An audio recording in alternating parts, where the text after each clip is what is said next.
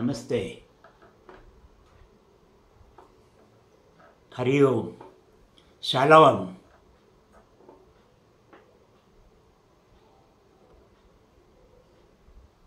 I hope you had a nice week, staying at home, eating good meals, talking to children, grandchildren, playing with grandchildren, sitting in your backyard and watching the trees full of foliage, an occasional rain. Life goes like that. And so last week, I talked about our inner battle.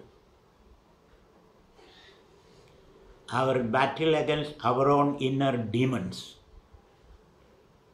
Kama, Krodha, Lobha, greed, anger, violence. So it is the inner battle which gets exteriorized and projected outside. If there is no violence in our human mind, there cannot be violence outside. So we are singularly responsible for the violence that is there in the world. We all have to take personal responsibility. It is this violence which is projected outside as corporate greed and government's insatiable need for more and more power over innocent individuals, colonization, racial exploitation, slavery, and the massive buildup of weapons, nuclear weapons, and delivery systems, biological weapons. All this, what we see outside, is nothing but a projection of inner violence. Because we have created a split within ourselves. A moral self and an immoral self. We are fighting against ourselves that way. And we have seen the genesis of this battle, or this problem, the problem of evil. The genesis is lack of self-understanding, lack of reflection. Instead of being that vast consciousness, blissful consciousness, we have taken ourselves to be a very limited dukhi. Dukhi means a limited space. Identifying with the body, mind, ego. Separating it from the world outside. Separating from the total system. So we are fighting against the system, we are fighting against ourselves, and living in that circle of fear all the time. And the Bhagavad Gita finds the root, the genesis of this problem. The problem is lack of self-understanding. That we have taken ourselves to be a limited individual, and a happy individual. That's the meaning of limitation. And happiness is a limited space. We feel we have been hemmed in. And we are otherizing. The whole world is other than yourself. And then either you have to control it or you have to exterminate. So that's the kind of fear we all are living. And the genesis is lack of self-understanding. And we don't know how, when did it start, why did it start, who caused it. Because that is beyond our human intellect, reasoning. Reasoning starts from here. In fact, all our reasoning is to protect our little self. All our technology, science, material knowledge, the objective knowledge without the subjective understanding is to protect our little self. And we are ready to do anything for that. And the more we do it, the more we feel unprotected and unhappy. The more we feel insecure. Because you are fighting your own demons. You are fighting a shadow. It is not going to do any good result for anybody, any good outcome. So it is time for us to look into ourselves. And that's what the corona pandemic is affording us. It may be a message. There may be a message that it's time for us to sit, pause, and look into ourselves. Go deep into our own inner recesses and find the problem within and the solution within. As long as you are in the problem, you are the problem. You cannot solve any problem. You have to be outside the problem. You have to stand apart and look. Meditate. That's the meaning of meditation. Standing apart and looking without judgment. Otherwise, it's easy to blame the other for our problem. And everybody is blaming everybody else. That's a materialistic madness we are talking about. So this inner journey, trying to find the demons within ourselves. What are these demons? And Bhagavad Gita identified those demons, the evil, the problem of evil. So we have seen there is no evil outside. Evil is not a fundamental category. Good and evil is not a fundamental category. It's not an ontological category. Good and evil is anthropocentric category. It's a human language. The way we deal with our life. As we go deep within ourselves, there is no good and evil. There is only one ocean of blissful consciousness. As we go deep. When we go deep into our sleep, there is no evil. Even an evil person, when that person sleeps, he looks a nice person, isn't it? He looks a nice person. Otherwise, he is a demon. But when he goes to evil, goes to deep sleep, there is no evil. In his dreams also, there is no evil. Evil is only when we are active in the world. So you cannot call a lion evil. We have seen that. Even though the lion pounces on a deer, helpless deer. And the lion is not violent beyond a point. When he is satiated, he sleeps. For our problem is, after eating a good meal, now we are trying to see how to make a new weapon. How to destroy the other, how to control the other, exploit the other, manipulate the other. Because we are fighting with our own inner demons. And we have identified the locations of these demons operating. The buddhi first is a wrong concept, wrong idea, dualistic understanding of things.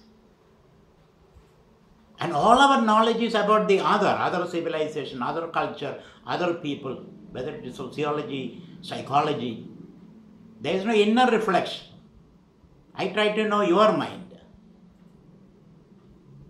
Or science, whatever knowledge, your corpus of knowledge you have built so far is used as a weapon of exploiting the weak and the marginalized and the poor and the women and children. And nature. Exploiting nature. So this is the situation.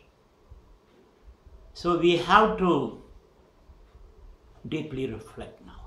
Instead of blaming the other, blaming our parents or God or whatever, we have to deeply reflect. So we are now looking into ourselves and the fight within. And we have created this split. This is a very difficult battle. We have created a split within ourselves. One who tries to control, the other is controlled. One is a moral self, the other is an immoral self. It's both within ourselves. So it's a very dissipating battle against our anger, against our lust and greed. It's a very dissipating battle. We get tired and exhausted. As I told you, it is something that you have fallen into a tar pit. When you have fallen into a tar pit, I have seen these tar pits near Los Angeles, tar pits. Bubbling, boiling tar.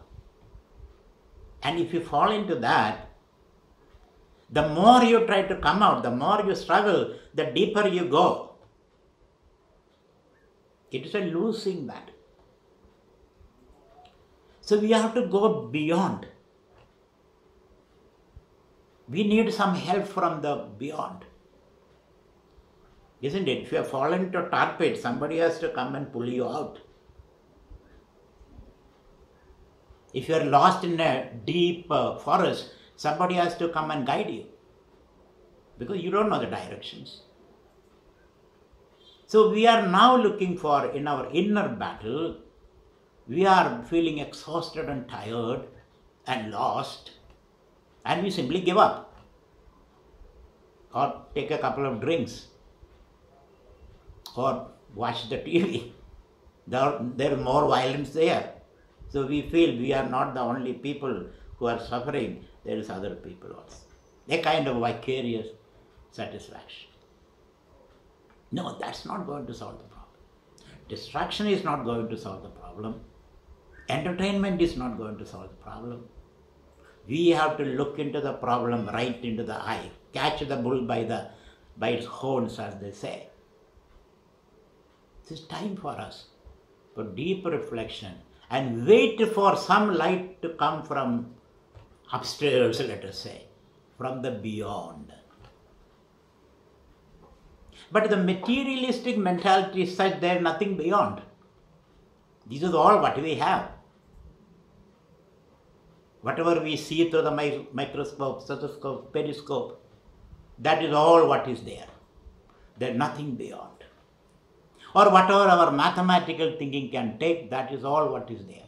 There is nothing beyond. As a result of that, we have become a lost generation. Because there is nothing to look up to, no meaning, no purpose, no hope. We are a hopeless generation, I should say. There is no hope. We are boiling in our own soup, as they say. But Bhagavad Gita gives you a different message. Bhagavad Gita says, don't give up. There is hope. So I should say Bhagavad Gita is the message of hope. Though when we look around, there is nothing to hope for. In this gloom and doom scenario, there is nothing to hope for. But Bhagavad Gita says, there is hope. At least we are. Bhagavad Gita says, relax. Don't get nervously agitated. Relax. There is hope. I'm talking about that message of hope of Bhagavad Gita today. There is always something to hope. It is not the language of reason. Because if you rationalize, analyze, there is no hope. The only hope is a third world war, which is not possible also. It's not possible. I guarantee you, don't worry, there will be no third world war. The nuclear weapons have assured it. Human beings are not that stupid. Because they have this inner consciousness. The consciousness will assert. When the material system collapses, consciousness will assert, waiting for, with the new messages, with the new shoots of hope. So Bhagavad Gita is a message of hope. Everything is not lost. There is a higher realm which is waiting for exploration. And the human mind can do that. There is a higher realm. Your reason may not reach there. Your technology may not reach there. But as your heart can reach there. Not reach there, actually. The heart can invoke that energy. Sometimes we call it revelatory energy. When you are lost completely, become helpless like a little baby, isn't it? When the baby is crying and lost and does not know what to do, then the mother comes. Otherwise, the mother leaves the baby, doing her own work. So Bhagavad Gita says there is hope. Sarvadharman parityajya mamegam sharanam braja aham tvam sarva pavebhya mokshayishyami ma shuja. Bhagavad Gita says it encourages you to do your own work, solve your problem in your own way, because Bhagavad Gita gives you a lot of freedom to sort it out by yourself. But when you are not able to do that, most of the problem is sorted out by yourself. Consulting a psychologist, consulting a guru, consulting a, let's say, a counselor, or reading a book. We try to solve our problem by ourselves. But there are situations, all of us fail. Then we have to put up our hand, show the white flag, and wait for something profound to be revealed. And I think in our inner battle, we have to look for that extra energy, which is not available materially. After all, the physicists say that material universe is only 5% of the total energy available in the universe. 5%. 95% is dark matter waiting to be explored. So there is energy somewhere. There is intelligence. There is hope. But we are not, neither we believe in it because I don't see it, because I don't measure it, I cannot measure it, because it is not in time and space, because I cannot weigh it, so I don't believe in it. So I think this is an age for belief, certain ontological commitments. Certain commitments are necessary. Then alone we can think of that or turn our attention towards that, which is called meditation. So meditation is turning our attention to that level of energy which is not available materially and for our measurement. So physicists start saying that now. There is 95% of dark matter available for exploration. Maybe that is the continent we have to explore now. And we have to devise new technology for that. Inner technology. These days some people say inner engineering or something. For that, the beginning of that is faith. That there is. Who told you? Nobody has to tell me that. There is an inner voice which tells me that. The Bhagavad Gita says, don't lose hope. There is still a reservoir of energy, and which is infinite. Purnamada, Purnamada, that is Purnam, that is complete, that is Purna means inexhaustible. The more you draw from that, the more is there. So Bhagavad Gita is turning your attention to that reality, which cannot be measured, it is immeasurable. But you can draw from that. You can invoke it. You can receive its blessings. So I feel support. The Bhagavad Gita has got support from modern physics. Bhagavad Gita also has support from modern biology. The biologists say there is a lot of stem cells all along the spinal column. Stem cells. Stem cells are neutral cells. They have not yet decided what function to do in your system. So you can invoke that stem cells in difficult situation. When you have no energy, no coping power, no immunity, you can use up that stem cells which are lodged all over the spinal cord. And Indian psychology, they call it the chakras. There are chakras all along the spinal cord, which is nothing but this reserve of stem cells. So if you sit and relax and have positive thoughts, you can invoke the power of the stem cells. Similarly, neuroscience says that we are using up only 10% of the brain power. 90% of the brain power is unused. We can tap into that through meditation, through patiently waiting, having faith. We can invoke that power. So think all these ideas so that you can build up your inner faith, faith in yourself, your capacity to manage the struggle within yourself. Similarly, we find depth psychology. Depth psychology says, this is a new branch.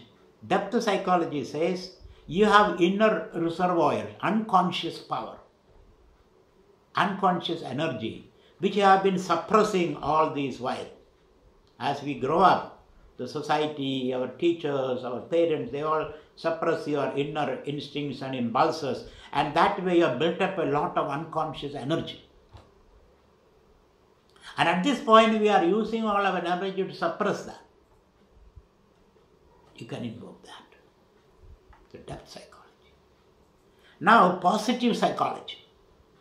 They say if you have positive thought, nothing is impossible. If you have negative thought, nothing is possible. So positive thought. Always be positive. It's a difficult call. Because analytically, rationally, when we look at, nothing is positive. Everything is going down the tube.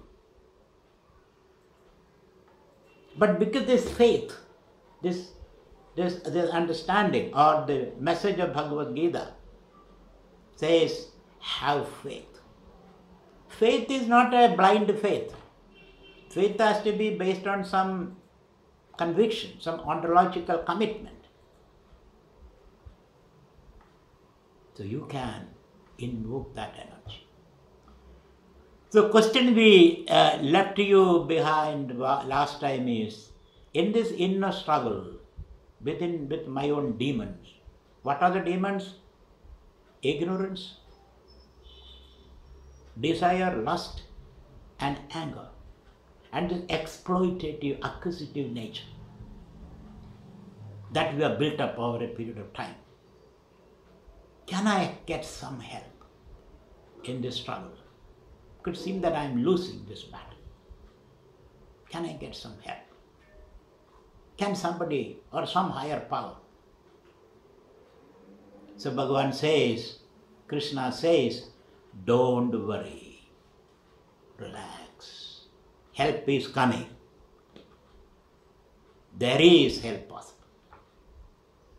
So sarvadharman parityajya mam ekam sharanam praja aham tvam sarva pabebhya mokshayishyami ma shuja. This is the message of Bhagwan Krishna in the Bhagavad Gita. You just relax and the help will come.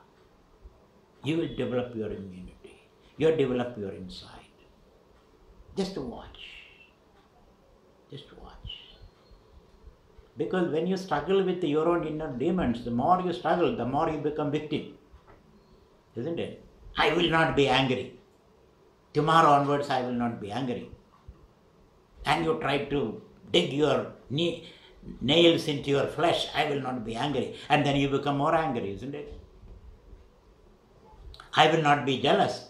Because you are creating a split within yourself and fighting with your own self. So you need some outside help. So that you can look at yourself, both the one who tried to control, the one who is controlled. I hope you get the point. The battle is within yourself. One who is trying to control his anger or her anger, and the other is the controlled and the controller are both within you. This is a humongous problem. So we need a 360-degree assessment of the situation, which can be done only by an outsider. The outside help has to come.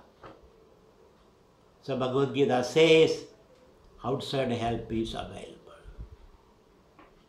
When you look objectively, when you look non-judgmentally, this inner struggle, something will be revealed.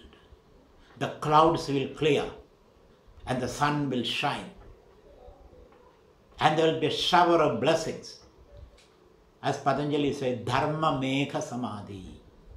There will be a shower of blessings from unexpected quarters. It may not be from where you are looking. It can be coming from somewhere else. Somebody was telling me he lost all his money and business, and then his wife ran away and the children are not doing good, so he's thinking of suicide. And you're almost looking at the fan. Then comes a telephone call. He says, "Oh, I have not been talking to you all this while. What's going on?" And they had a discussion, a talk. And he had a new idea of how to deal with the situation. There is always an unknown window through which help can come. So Bhagwan says, Name bhakta pranashyati. This is the promises the Lord gives in the Bhagavad Gita. Name bhakta pranashyati.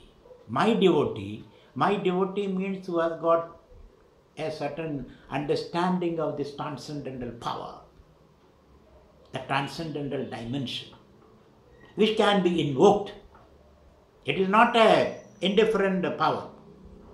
It's a power with full of compassion, anukamba, Bhagwan says in Bhagavad Gita. Tasya anukambartham. That power has got anukamba, compassion. Because it is full and complete. It has got enormous energy. And you are seeing only a wee bit of that. As Bhagwan says, Vishtabhyaham idam sarvam evam shenastidam maya. I have created the universe with an infinitesimal speck of me. The whole universe is created. So one can invoke that power. So the human mind, the human heart or human consciousness, it stands just in the middle of that infinite power and the finite manifestation of that power. You are in the cusp of that. You are in the middle of that. You are the conduit of that. You can invoke that power. So, Name bhakta pranashyati, Bhagwan says. My devotee will never come to a bad lot.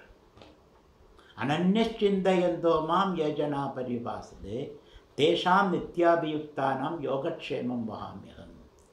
Once you are plugged into this, all your weariness, all your cares will disappear. And you can see the bright sun behind this darkening doom and clouds. The Name bhakta pranashyati. This is the promise given in the Bhagavad Gita. And you must be filled with this faith. Don't look at this promise by the Lord with a cynical mind. Because if you are cynical, you become a cynical person. As you think, so you become. As you plug into that, so you experience. So positive thoughts are very important. Then alone you can connect with this power. Because as long as you are within this struggle, there is no escape. Within this little domain. So because we have created a fight within ourselves between the higher and the lower, the controller and the control, the thinker and the thought. So one has to go beyond. This is an ontological commitment I am talking, which is the meaning of faith. So, Name Bhakta Pranashyadi, my devotee will come to a bad lot. Bhagwan promises in the Bhagavad Gita. And also he says, Nahi Kalyanaka Kaschid Durgadim Tada Gachadi. Kalyanaka is one who is walking the path of goodness. One who wants to lead a good life, a noble life, an ethical life. I will never let him to come to a bad lot.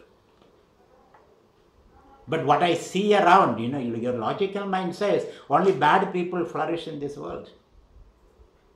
Good people are suffering.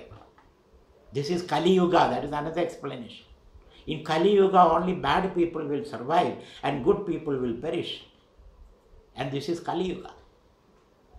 That is another false idea we have. Bhagavan says, no way.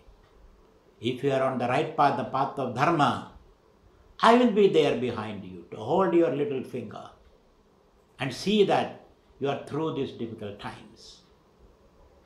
That promise. That's a very subtle message.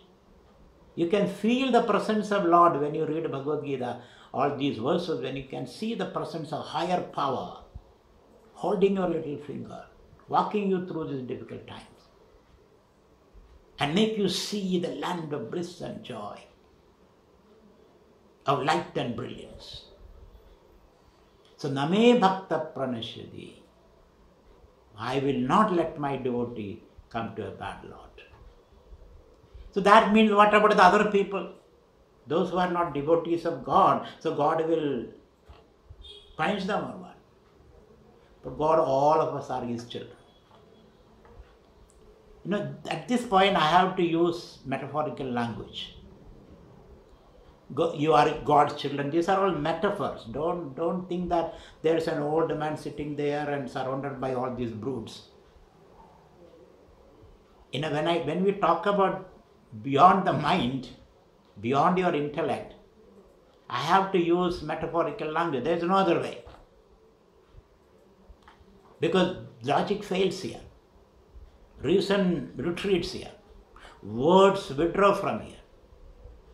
Yado vajo nivartande apraapya manasa saha, from where words retreat.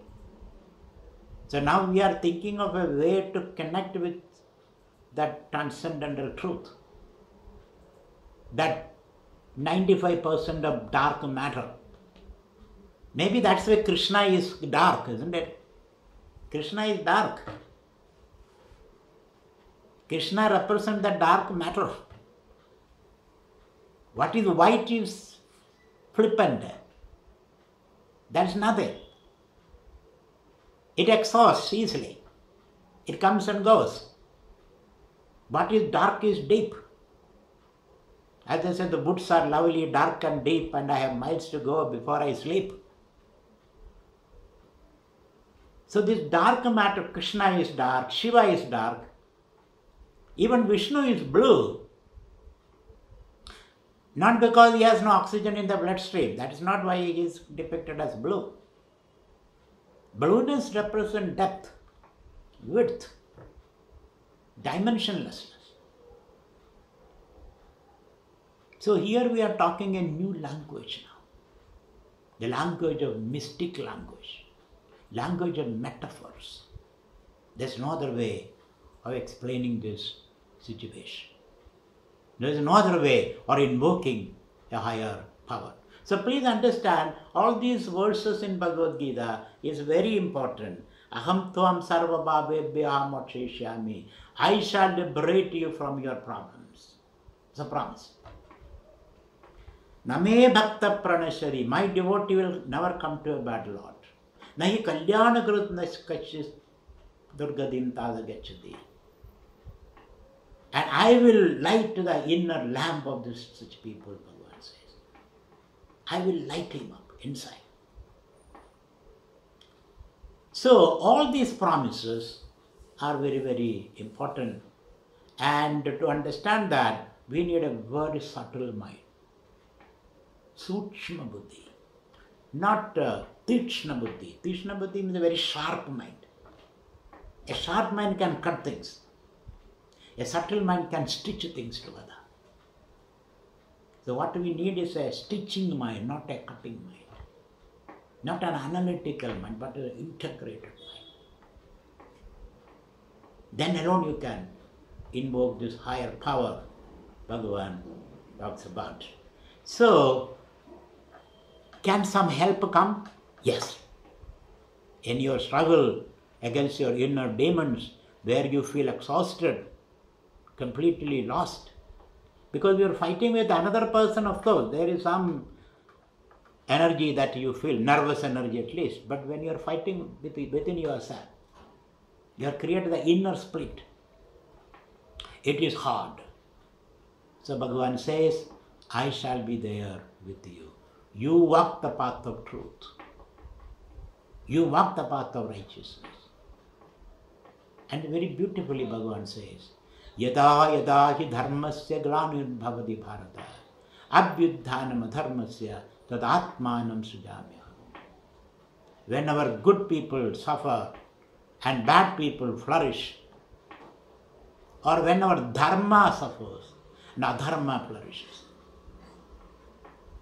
Because bad people, badness is an infection, please understand. Badness is not your inner nature. Badness is only an infection.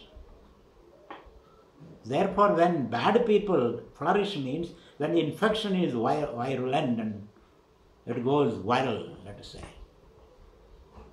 then I will manifest, he says. So don't lose hope. Don't lose hope. Be patient. Patiently wait. Keep social distance. Wash your hands periodically. Wear the mask, as they say. And wait. So this is the promise that Bhagwan gives in the Bhagavad Gita. Throughout Bhagavad Gita we can see that. Throughout, periodically, in every chapter. I shall be with you. I shall care for you. So we are looking at the whole dark matter as intelligence. That's our basic premise. The basic premise is the whole universe is supported by cosmic intelligence. It's a play of consciousness. It is not just a matter. Matter is just a convention, let us say. It's a linguistic formulation. In Devi Bhagavatam they say matter is just words. Vedanta also they say matter is just words. And beyond words is the truth. So we have to have this deep faith in what Bhagavad Gita says. So Bhagwan says, whenever adharma flourishes and dharma declines, then there is an automatic system, like an emergency light. Isn't it? When the light goes, then the emergency light comes into manifestation. When there is light, then emergency light retreats. Goes to the background. When the light goes, emergency light manifests. Similarly, when you are utterly confused and helpless and powerless in this inner battle against your own demons, kama, krodha, lobha, etc., greed and violence, I shall manifest. You just watch. You just watch. Don't do anything.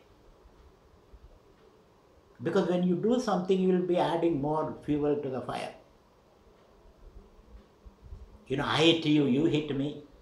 Then what happens? Both of us hit each other. I pull one tooth of yours, you pull two of mine, and we all become toothless.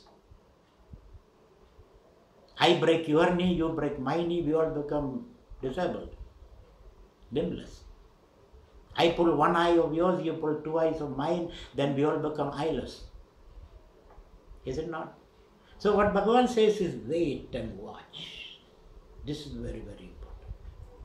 When you wait and watch, which is the meaning of meditation? Meditation is to understand this inner struggle. You are not taking any sides there. You are looking for a higher power to intervene and sort out the problem. So, yada yada hi dharmasya glanirvavati bha. This is a sphere of metaphysics. It's very difficult to explain this situation.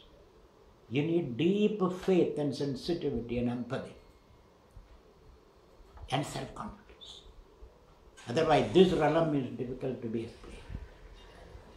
You may dismiss it as pure meaningless faith. It is not meaningless faith. It is a very meaningful state of mind, where it is meditative, contemplative, non-judgmental, of deep awareness. It is only the deep awareness can help the system repair itself, reorganize itself. Because it's a very complex system in which we are operating. The system has its own inner method of organizing itself. When it falls apart, it has got its own way. It's like a tree. When you cut a branch and trim it, it comes out back again in full flourish. So this is a realm of metaphysics, realm of, it's not a realm of language. So that's what I said. One has to be very, very meditative at this level of thinking or meditation, very meditative. Then it can be understood. Then you can feel the revelatory power, the power which descends on you, which organizes everything. So Bhagwan says, yada yada hi dharmasya glanirvavati bharata abhyudhanam dharmasya tad atmanam srijamyaham. Then I come into manifestation. When the child cries, then the mother runs from her reverie, isn't it? Mother comes and lifts the child. And there are a lot of stories, because this is a realm of storytelling. There are a lot of stories of how the help comes. For example, the story of Prahlada in Indian mythology. Mythology is a powerful way of explaining certain things. You say it's all myth and mythology, cock and bull stories. They are not cock and bull stories. They are our forefathers have been trying to explain something very mysterious to us. The story of Prahlada. His own father tortures him. His own father. When parents become torturers, what the innocent children can do? And his crime was, his father sent him to the school to learn Hiranyaya Namaha, gold is everything, wealth is everything. And he comes back and father asks him, what did you study? He said, God is everything, not gold. And Hiranyasha got very angry. He started torturing him, punishing him, insulting him, deprives him of food. And he was helpless, the child was helpless. And there was no help, because all those authority figures have become tormentors. Then where do you look? He just raised his hand and he asked him, where is your God? Hiranyasha. He says he is everywhere, because everything is a manifestation of that. Is he there in this pillar, iron pillar? He said, yes, this is faith. Because you don't see it. He said, yes, God is there in the iron pillar also. And Hiranyasha in great anger struck that pillar with his sword. And the pillar splits into two pieces and out comes Narasimha, the man-lion form, Narasimha. And Narasimha gathers the child with the one hand and protects the child. And with the other hand, he grabs the Hiranyaksha, puts it in his lap, split his stomach. And it's a very gruesome story. He splits his stomach, takes his intestines, and then put it around his neck, his own neck. Narasimha. It's a very, very, very interesting story. It's a mythological story. When there was no help anywhere, parents, teachers, because teachers are paid teachers, they will tell whatever the parents want them to tell. That comes. Help comes from somewhere, from unexpected regions, from the transcendental regions. This is the meaning of faith. If you wait enough, things will brighten up. But we lose patience. Because we all think of quarterly profit, isn't it? When you think of quarterly profit, where is faith? We want to measure everything. We want to prove. Without proof, we don't believe in anything. There is no proof here. Proof will come only when you have this understanding. So therefore, another story, the story of an elephant. This elephant roaming in the forest and playing with the she-elephants, gets tired and exhausted and thirsty, and goes to the nearby pond to drink water, and he steps into the pond, and a crocodile comes and pulls himself with this leg of the elephant. Elephant is being dragged into the depth of the lake. Elephant is not powerful in water. It is powerful on the land. Water, its weight become a problem. On the land, it is an asset. But in the water, it's a problem. Water, the crocodile is powerful. The crocodile drags the elephant. And the elephant did not know what to do. Helpless. No solution. No other elephant can only stand around the lake. If they step into the lake, they also will be caught. At that time, the elephant becomes helpless. Takes a flower, plucks a flower from the lake and offer it to the higher power. This is a time for, I need help. I cannot solve it by myself. I need help. And he offers a flower. That's a symbolic way of connecting to the transcendental realm. When you take a flower, put your chest and offer to the Lord. Offer to that power. Invisible. That power is invisible. I cannot see it. I cannot see the dimensions of that. But this act connects you to that. But where is the evidence? Where is the proof? Do it. The test of the pudding in its eating. Do it and see it. But before I do it, I need a proof. No proof. Proof is when you do it. You have to jump into the abyss, as they say. Otherwise, you don't get it. This faculty is what we are missing now. The ability to take the risk and jump into the water so that you learn swimming. Isn't it? Unless you jump into the water, how do you learn swimming? No. I have to learn swimming, then alone I will jump into the water.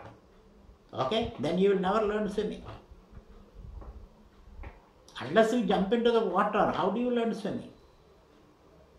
So the ability to take a flower and offer it to that altar,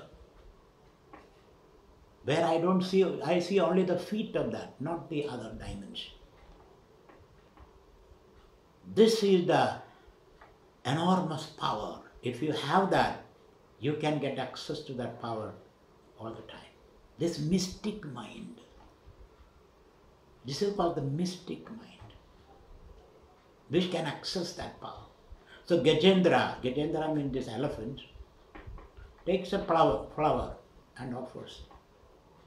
Then the help comes.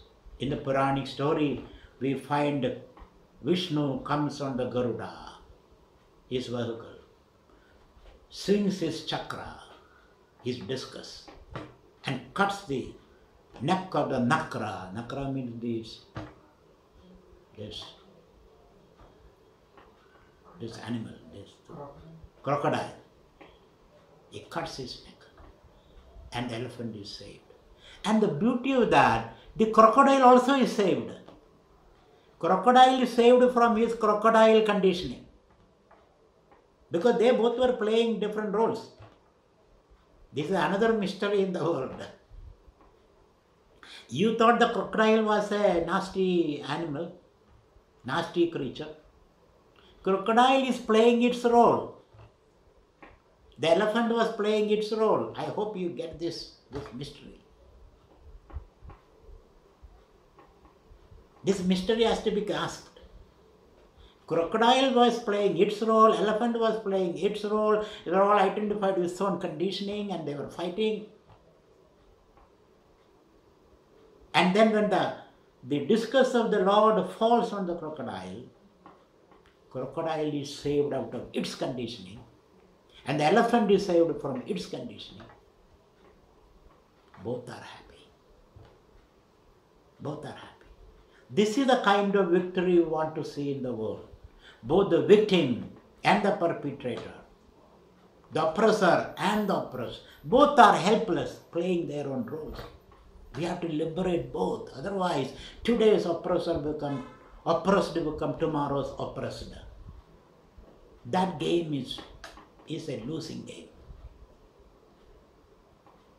So can we fight this battle without creating more oppressed people? Where there is no victim behind. Our victory should leave no victim behind. That's the kind of victory we need. And hence, both are liberated. So the story of the elephant, the animal, its liberation is not only for human beings. Liberation for everybody, every creature in this world. It is not a privileged human being, that to male, that to Brahmin. No, that's not the idea. Liberation for everybody. Everybody has the right for this freedom. To be happy. To be happy. So, yada hi dharmasya glanir bhavati bharata abhyudhanam dharmasya tad atmanam srijamyam. When the system fails, when the light goes, then emergency lies manifest. He said. Atmanam srijamyam. I manifest, I come forth. I step forth. How is he doing that? How does this happen? Ajobi sanna vyatma bhudanam Ishwarobi sanna pragradim swamadishtaya sambhavami atma maya, he says. Sambhavami atma maya. I project myself out of my compassion, he says.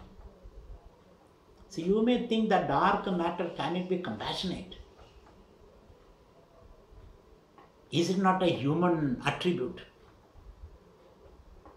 Compassion is the very core of reality. What is compassion? Compassion is passion for all. Not for one individual. Passion for all. So Bhagwan says that compassion, where there is no victim and victors, there is only one flowing, flowering, beautiful energy of love and help. So it is time for us, because we are in a very difficult situation now. We are living under the threat of the nuclear war. We are living under that. And their inner confusion is manifested in different ways. It all manifests to exploit the other. So it is time for us to come out of this circle of fear, the circle of duality, where the other is my enemy, other is my problem. It is time for us to reflect upon this transcendental truth, which is infinite and merciful, compassionate. It is not just dark, dead matter. It is compassionate, it is consciousness, it is bliss. It is time for us to plug into that, collectively and individually. And it's a language of faith and ontological commitment. So, next week we'll be reflecting upon that. What is this profound truth? We will be reflecting on that. Reflecting means we are keeping our mind quiet, not thinking. Not thinking. Thinking can take you only so far, not farther. Thinking is necessary. I don't mean you should not think. Thinking is necessary. It isn't a tool to understand the material world. But material world has its own limitations. Mind and matter have its own limitations. So we need this new language, a new way of looking at it. While we are thinking and dealing with this material world, we need a new way of looking at it. So next week we will have this contemplation upon truth or God or Brahman or whatever you want to call it. I wouldn't like to name it. It is unnameable, immeasurable, unthinkable. It leaves no trace behind for you to rationally engage in a discussion, because there is no other to leave a trace there. There's a mystery. So next week we will be doing that reflection. Together we will do that. Not that I am going to impose something on you. Not that Bhagavad Gita is trying to impose something on you. Bhagavad Gita says, Yadechasi tata kuru, yada vimarshaseshena, yadechasi tata kuru. Bhagavad Gita's intention is not to impose an ideology upon you. Bhagavad Gita's intention is to make your mind free, relaxed, so that you can receive the abundant blessings of the higher. So that your problems are easily solved without effort. Because the more effort we make, the more confused we become. The more analytic we become, the more paralyzed we become. So there should be a new way, which is the third way we have already seen, of receiving the blessings. I wouldn't say even knowing it. It's not even knowing it. It is receiving something very, very profound, which can transform our life completely. And that's the kind of looking, that's the kind of listening, that's the kind of feeling we are talking about, which we will do in the next session. Till such time, thank you very much. Take good care of yourself. Maybe we'll see you tomorrow in the Guru meditation. We'll be meditating on the Guru Tattva tomorrow. Thank you, Vanessa.